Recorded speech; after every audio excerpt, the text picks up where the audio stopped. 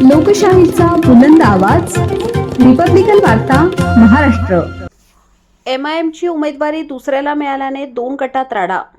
किराडपुऱ्यात 2 गट आमनेसामने भिडले. बातमी छत्रपती संभाजीनगर येथून.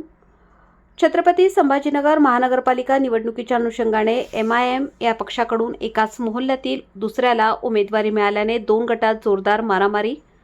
येणाऱ्या 15 डिसेंबरला होत असलेल्या महानगरपालिका निवडणुकीचे एमआयएम या पक्षातर्फे किराडपुरा येथील मोहम्मद असरार यांना उमेदवारी मिळाली याचा राग धरत माजी नगरसेवक हाजी इसाक यांच्या कार्यकर्त्यांनी जोरदार विरोध केला व उमेदवारी मिळालेल्या मोहम्मद असरार यांच्या समर्थकांनी रॅली काढली असता नाराजींनी उमेदवाराला भर रॅलीत मारहाण केल्याचे दिसून आले.